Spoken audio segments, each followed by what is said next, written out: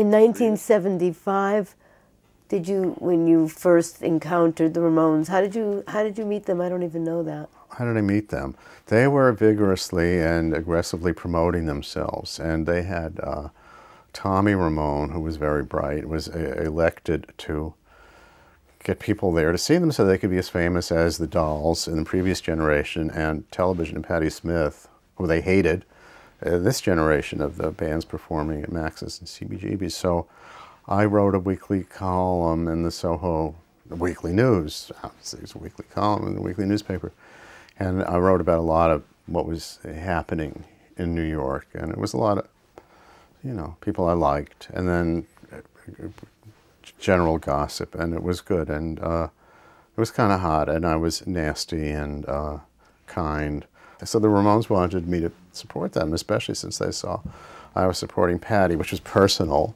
And I liked her. And Lenny and Ricky were in the band. And they were both like, I mean, they were all three like parts of my life, three like really separate parts of my life, were Ricky Solo, Lenny Kaye, and Patti Smith. And I loved them all, you know, Lenny and Ricky the most, so I'll say. And I wanted to help them and say, you know, this is the first, they've got a record deal, we're so excited, all New York, blah, blah, blah. And then I wrote about the end of the Dolls this week, with great sadness and tragedy. The New York Dolls are broken up, and, you know, we mourn and we cry and we mope and we weep. But that was in '75. And so the Ramones, who existed because of the New York Dolls, because they would go and see them because they were cool, and they were in rock scene, and they were in my column. And I said, well, you know, before they were a band, you know, like Johnny Ramone was sitting in the seat in some bar on Bleecker Street, and this guy walked in who looked so cool. He said to everyone, "Who is that?" And they said, "That was Johnny. His name is Johnny Thunders, and he plays for the New York Dolls." And Johnny said, "He is so cool that whatever he does, I love it already. I don't care what it sounds like, and I want to be like that when I grow up." And this is literally how the Ramones started. How did I see them? Lisa Robinson and I were getting bombarded, overwhelmed, suffocated by this thing from the Ramones, you have to come and see us. And they were really, I mean, and I like that when a band promotes themselves. It means there's a lot less of the work is going to have to be done by other people who usually don't do it very well. And they were doing it, and so we said, got to get these Ramones. Was calling me, a pain in the ass. And I was working at 16, but writing the thing for the Soho News, and she was the editor of Rock Scene and Hit Parade, and we decided to split it up. That she would go to see this, there were like more than one band nagging us, and she would see the Ramones, and I would see this other nagging band. And then we'd compare notes and maybe save each other time. You don't have to see them, or you should see them, or whatever. And she told me the next day it was the funniest, greatest thing she ever saw. I would love them. She kept saying that. You will love them. The songs are very short.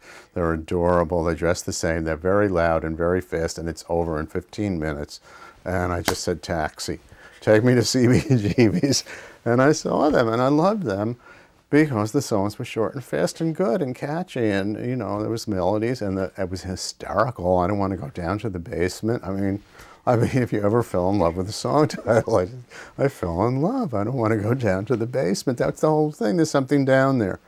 And that's it. And I thought, this is genius. And that was it. But I didn't think it was a movement, or I liked the way they were dressed because it was sexy and it was perfect. It was classic. Well, see, I went to them and I ran out on the sidewalk and they said, "Well, will you write about us?"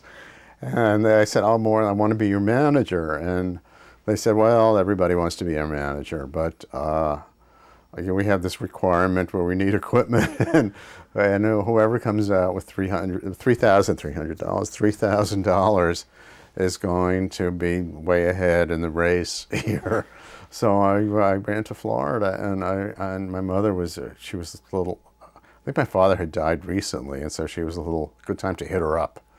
And she was a little, you know, confused and wacky and on, you know, drugs and whatever, tranquilizers. And I hit her up for $3,000. And she wrote me a check. "I hope you know what you're doing." I thought, oh, I don't know what I'm doing, but yeah, why not?